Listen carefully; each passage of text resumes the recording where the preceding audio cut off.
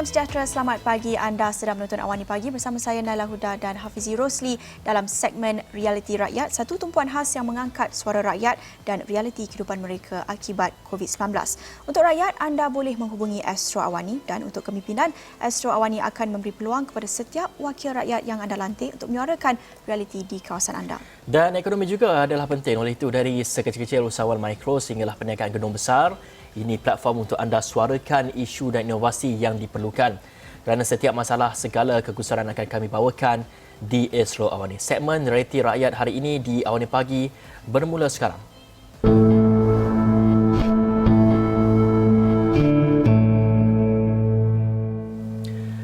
Baik, dalam segmen Realiti Rakyat kali ini kita ingin membawa perkongsian mengenai sektor pelancongan menjadi sektor yang paling awal terkesan dan paling lewat untuk kembali pulih susulan COVID-19, semestinya menuntut satu strategi berlainan untuk kembali pulih dalam memastikan sektor ini dapat bernafas semula. Negeri Sabah memiliki lebih daripada 50 lokasi pelancongan menarik dan kaya dengan alam semula jadi, terutama di pulau-pulau, pusat penjagaan hidupan liar dan kawasan taman negara yang menjanjikan keindahan hutan belantaran Borneo itu. Ya, dan negeri di bawah Bayu ini juga mempunyai keunikan pelbagai suku kaum dan etnik dengan kepelbagaian kebudayaan serta kesenian yang merupakan tarikan pelancong untuk mendalami tentang keunikan penduduk di Sabah daripada pelbagai aspek. Dan itu sedikit sebanyak bagaimana sektor pelancongan semakin rancak di negeri Sabah. Dan kita ingin mengetahui apakah antara strategi yang digerakkan organisasi pelancongan di Sabah ini susulan COVID-19 dan bagaimana mereka mendepani kepada norma baharu ini dalam usaha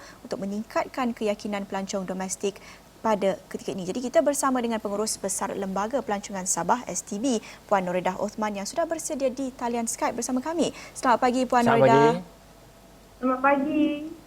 Baik, Puan, boleh ceritakan bagaimana situasi pelancongan di negeri Sabah pada ketika ini dan boleh ceritakan lebih lanjut konteks pandemik COVID-19 itu, apa efek ataupun apa impaknya setakat beberapa bulan ini? Selamat pagi Naila dengan juga Hafizi. Assalamualaikum, selamat pagi.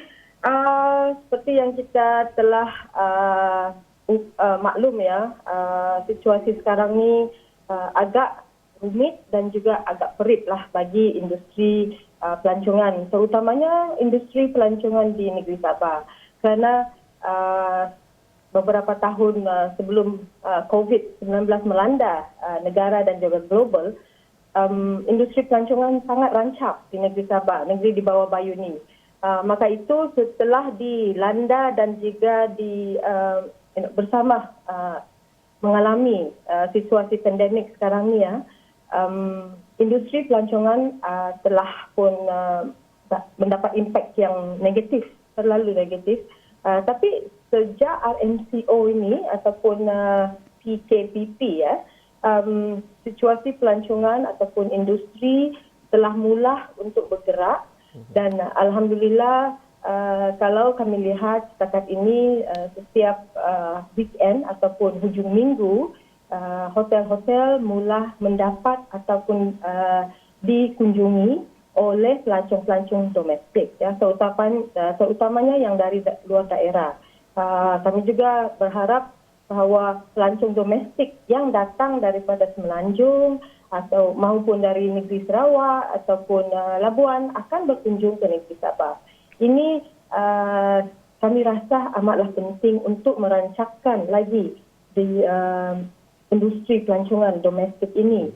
Kalau dulunya negeri Sabah memang popular ataupun lebih dikenali oleh negara-negara seperti negara China dan juga negara Korea untuk destinasi ya, destinasi yang lebih dekat dengan mereka, iaitu cuma 3 hingga 4 jam melalui penerbangan terus. Tapi sekarang ni kita juga semua maklum bahawa pelancongan domestik adalah amat penting bagi negara maupun bagi negeri-negeri ya. Setiap negeri di negara Malaysia ni saya pasti dan saya tahu mengalami situasi yang negatif kerana demikian. Ya. Baik Puan, kalau kita lihat apakah strategi yang dimainkan oleh kerajaan negeri ataupun lembaga STB dalam memastikan pelancongan di negeri Sabah ini terus berkembang semestinya menuntut sedikit adjustment dalam norma baru ini, dan kalau kita melihat kepada statistik mungkin boleh dikongsikan dari segi jumlah kedatangan pelancong sebelum PKP dan juga semasa COVID-19 ini, bagaimana agaknya dari segi jumlah statistik dan sebagainya? Bagi bulan pertama dan kedua, iaitu bulan Januari dan Februari, ya, kunjungan adalah baik dan positif, tetapi oleh kerana kami ataupun negeri telah menutup kehadiran ataupun penerbangan terus daripada negara-negara seperti negara China dan Korea, obviously, ya, penurunan angka pelancong yang datang it dip, ya, secara drastik lah, secara tiba-tiba, dan pada bulan April dan Mei angka yang datang hanyalah cuma 4% daripada angka sebelumnya, ya, kalau dilihat kerana tiada penerbangan terus dan juga sewaktu MCO pelancong domestik juga tidak digalakkan, maka itu penurunan yang agak amat besar dari segi kalau dibandingi daripada tahun-tahun sebelumnya, ya. So maka itu kita juga semua maklum bahawa negeri Sabah bergantung kepada penerbangan terus ataupun penerbangan udara yang boleh membawa pelancong-pelancong ke negeri Sabah. Maka itu penerbangan terus ataupun penerbangan daripada Semenanjung amatlah penting bagi kami supaya terus boleh menambahbaikkan industri pelancongan selepas COVID-19 ini, ya, terutamanya sekarang PKPP, ya. Puan, kita nak bercakap tentang industri pelancongan di Sabah ini yang kalau kita lihat memang cukup banyak produk pelancongannya, namun kalau kita lihat rata-ratanya semua produk ada kalanya jaraknya jauh antara satu sama lain. Jadi mungkin kita nak fikirkan langkah seterusnya bergerak ke hadapan, apa inisiatif yang boleh dijalankan oleh kerajaan negeri melihat kepada kemudahan akses kepada kawasan pedalaman ini, terutamanya melihat kepada infrastruktur pengangkutan dan juga mobiliti buat pelancong di sana. Ya, seperti yang kita tahu, negeri Sabah adalah negeri yang kedua besarnya, ya, di Malaysia. Dan jarak-jarak pelancongan ataupun destinasi pelancongan memang kami maklum ia mengambil banyak masa. Tetapi satu juga keunikan negeri Sabah bahawa tempat-tempat ataupun destinasi pelancongan yang menarik seperti pulau-pulau dan juga Gunung Kinabalu, iaitu Taman Kinabalu, tidaklah sejauh yang kita bayangkan, ya. Sekumpulan pulau-pulau iaitu Tunku Abdul Rahman Marine Park hanya cuma mengambil masa 20 minit, ya, menaiki bot daripada Kota Kinabalu, iaitu Bandar Kota Kinabalu, tidak jauh, banyak bot-bot yang berulang-alik, ya, dan Taman Kinabalu di mana letaknya Gunung Kinabalu juga merupai satu destinasi yang sangat popular, terutama sekali kepada pelancong domestik, ya. Dan selain itu kami juga telah beberapa tahun ini sejak 2014 telah menumpukan juga ataupun ingin menambah baik ataupun menarik, ya, perhatian kepada tempat-tempat pelancongan yang dikenali sebagai rural tourism ataupun pelancongan luar bandar, dan ataupun secara internasionalnya lebih dikenali sebagai community based tourism. So tempat-tempat yang berada di luar bandar seperti daerah Ranau ataupun daerah Kilu yang cuma 40 minit daripada Bandar Kinabalu, Kota Kinabalu, tidaklah jauh sangat, dan para pelancong boleh berkunjung ke tempat-tempat ini dengan car rental ataupun, ya, ataupun membeli package, ya. Sekarang ni banyak package-package yang dipromosikan yang sangat berbaloi harganya daripada pengusaha-pengusaha pelancong, ya. So tidaklah sejauh yang kita sangkakan, dan tempat-tempat ini juga senang dikunjungi. Ramai juga pengunjung ataupun rakyat negeri Sabah juga berkunjung ke rural tourism ataupun destinasi di luar bandar ini. Ya. Okey, baik. Sebelum kita mengakhiri kita punya temu bual ini, mungkin secara ringkasnya kita tahu pelbagai etnik dan juga budaya di Sabah ini juga menjadi satu produk pelancongan kerana ini keunikan yang ada di Sabah dan juga tiada di tempat lain. Dan melihat kepada perkara ini, mungkin ada penganjuran festival-festival berasaskan kepada etnik dan juga budaya mampu untuk menarik pelancong, dan apakah perangkaannya pada tahun ini? Bagaimana agak yang strategi yang dimainkan? Setakat ini banyak event-event ataupun rancangan yang telah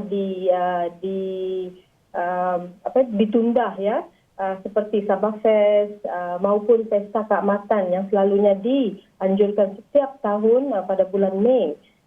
Tetapi Lembaga Kebudayaan Negeri Sabah juga sewaktu MCO dan sekarang ini masih rancak untuk mempromosikan kebudayaan ataupun keunikan budaya yang ada di negeri Sabah. So kalau anda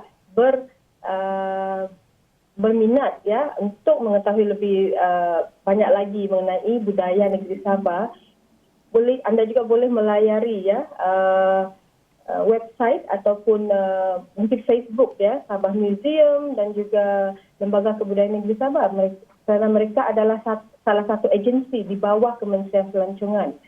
Dan sebagai lembaga pelancongan, kami juga mempromosikan acara-acara mereka yang ada dalam kalender tahunan. Ya, okay, bukan sahaja acara kami, tapi acara-acara lembaga kebudayaan dan juga Sabah Museum. Sekarang mereka sedang rancak mempromosikan acara-acara itu melalui secara online, ya, secara new normal sekarang ini. Baik. Terima kasih Puan Nurida Osman, merupakan pengurus besar Lembaga Pelancongan Sabah atau STB untuk perkongsian itu, dan kita harapkan yang terbaik buat industri pelancongan di Sabah dan juga di seluruh negara terus beransur pulih dalam masa yang terdekat. Baik, banyak lagi kita nak kongsikan dalam blok kedua, tapi kita nak berhenti seketika, kembali selepas ini.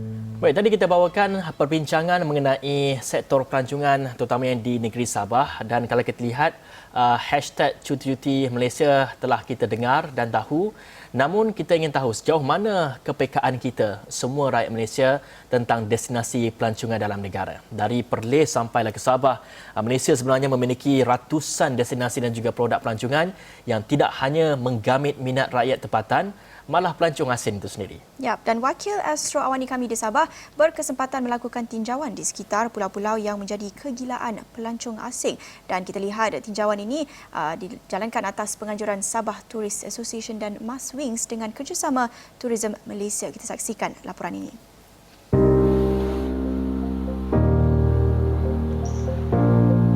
Sepanjang tempoh PKP yang lepas sebenarnya, ramai orang yang tak sabar-sabar nak pergi melancong ke dalam negara, keluar negara pun ada. Tapi apa yang lebih penting sekarang ni sebenarnya, sekarang ni saya dekat KKIA ni untuk pergi ke daerah sempurna, dan kita nak pergi ke pulau-pulau yang semua orang tahu pulau apa yang paling cantik di Asia ni adalah Pulau Sipadan. Dan saya sebenarnya bersama dengan kameraman akan ke pulau-pulau yang menarik ni.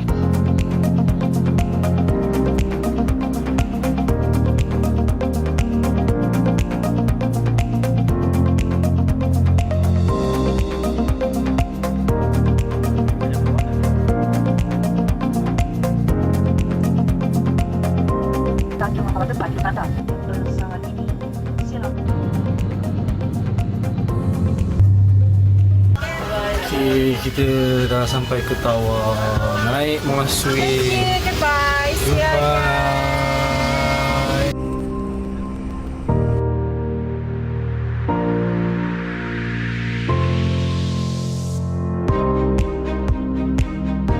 Okey, sekarang ni kita dah sampai dekat JT Pelancong. So kat sini biasanya kita akan, kalau orang nak pergi ke Pulau Mabul ke Pulau Buhir Dulang, Lami-Lami, diorang semua akan ikut sini. Dan yang lagi menariknya sekarang ni, kalau kebiasaannya kita akan dipenuhi dengan pelancong-pelancong asing, tapi ini sebenarnya kesempatan yang terbaik untuk pelancong tempatan iaitu domestic tourism untuk berkembang. Jadi saya dan Alex di sebalik kamera ni ambil kesempatan tu sebenarnya untuk jalan-jalan cuti-cuti Malaysia.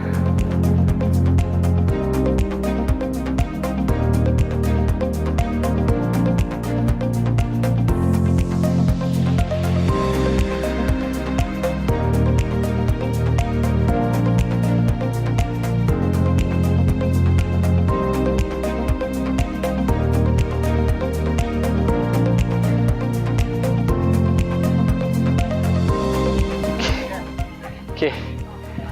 So kalau anda sampai ke Pulau Mabul, ini sebenarnya jeti utama. Air jernih, pemandangan menarik. So anda akan disambut di sini. Ini adalah tempat penyambut tamu utama di Pulau Mabul.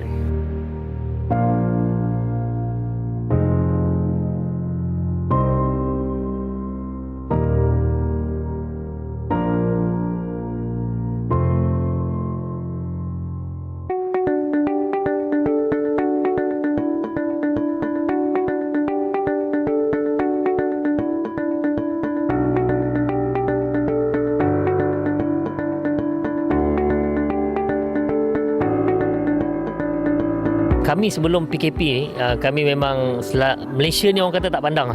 Tapi bila dah jejak kaki dekat Mabul, baru yang kami tahu sebenarnya kami dah rugi selama hari ni.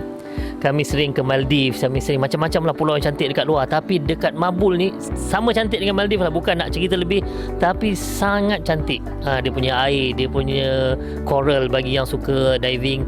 Dan waktu ni pula sementara foreigner belum datang ni, kita rasa kita punya tempat.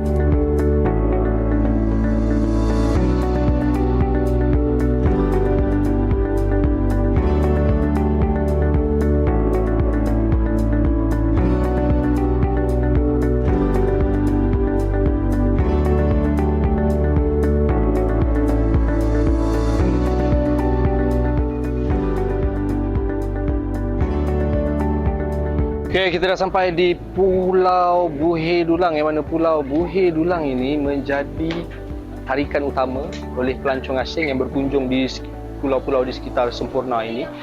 Jadi untuk menyaksikan sendiri kenapa Pulau Buhir Dulang ini menjadi tarikan utama mereka, saya dan juri kamera Alex sebenarnya perlu memanjat bukit ataupun gunung ini setinggi 600 meter untuk menyaksikan sendiri kenapa Buhir Dulang ataupun dulang air ini menjadi tarikan utama pelancong asing.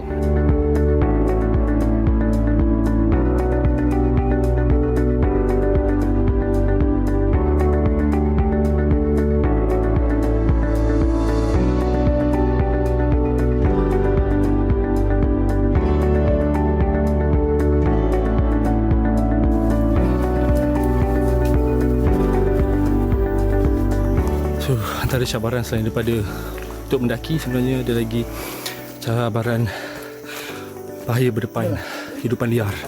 Belakang kau seperti ular senduk, hutan atau viper.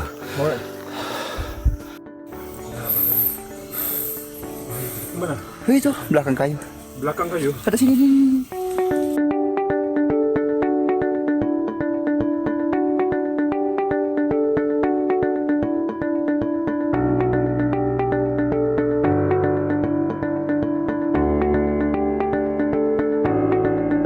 Alhamdulillah kita dah sampai ni ke puncak untuk Buhir Dulang. 750 meter jarak untuk mendaki daripada bawah pada jeti sampai ke puncak.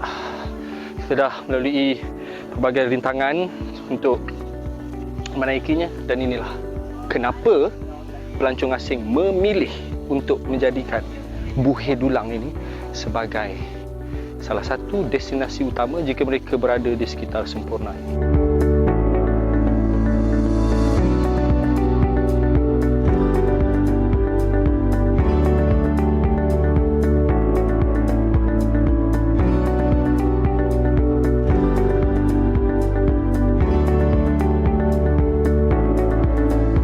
Okey bang, kenapa memilih bercuti di Sabah bang?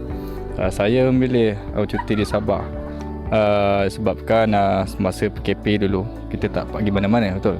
Ke mana saja tak boleh pergi. Jadi bila lepas PKP ni ada pelepasan, kelonggaran untuk kita bercuti. Saya gunakan peluangan ini untuk bercuti di Sabah, Sarawak dan mencari riadah sekali hiking di Bohe Dulang ni.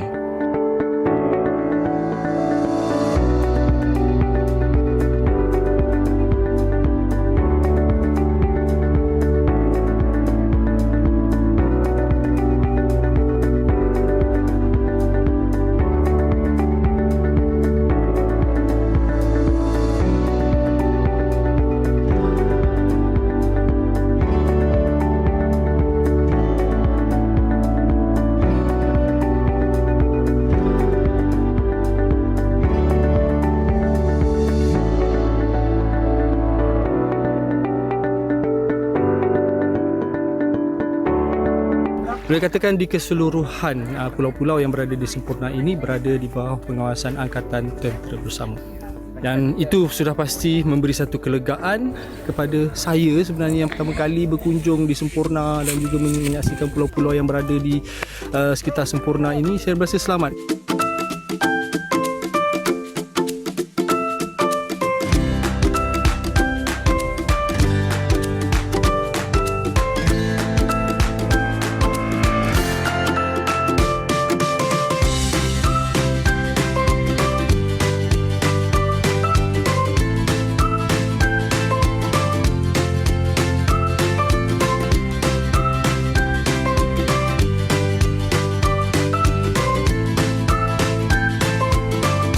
Kenapa memilih bercuti di Sabah? Sebab saya pilih bercuti di Sabah ni, sebelum ni dia punya kos dia tu tinggi. Tapi lepas pada PKP, pelancong luar pun tak boleh masuk lagi ke dalam ni kan. Dia punya kos dia tu kurang sikit.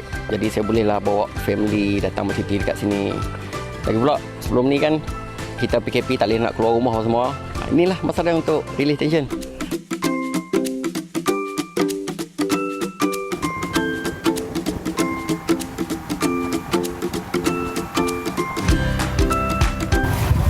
Saya berada di salah sebuah resort di Pulau Mabul ni. Mereka melakukan acara sambutan di mana di Sipadan Simpos pada tengah hari.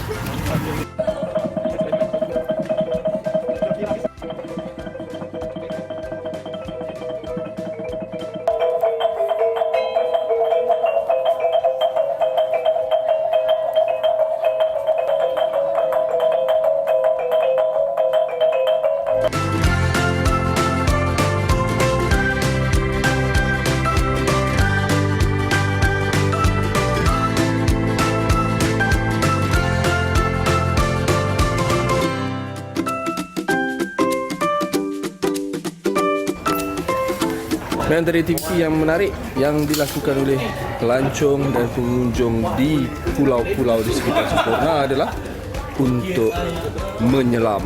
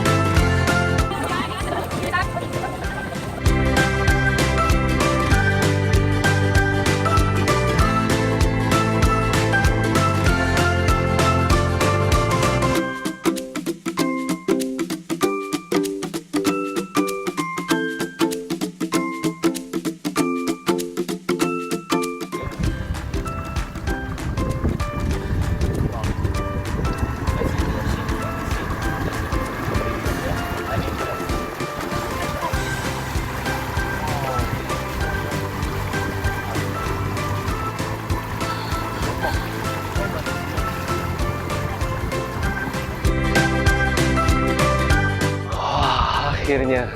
Hello.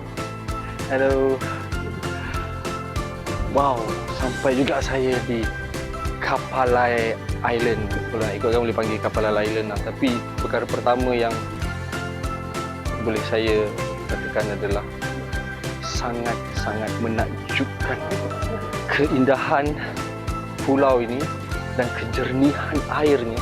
Begitu berbeza dengan pulau-pulau yang saya lawati sebelum ini bersama dengan juru kamera.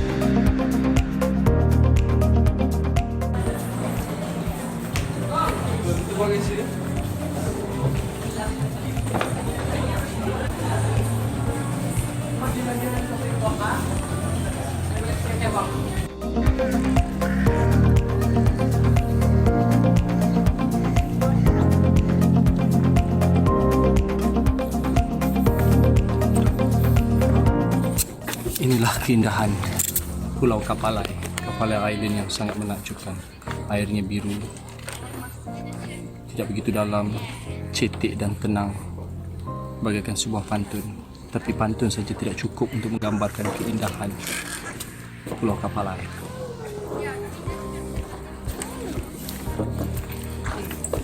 A whole new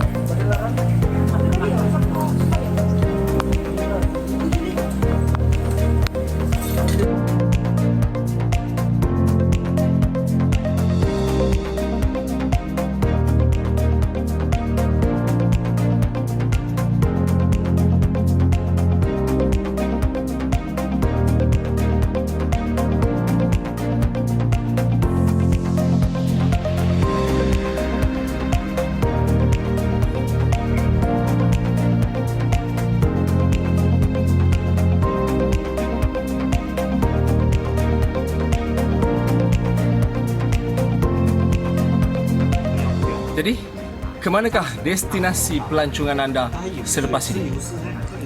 Mungkinkah di Sabah? Kalau saya, di Sabahlah kita bercuti.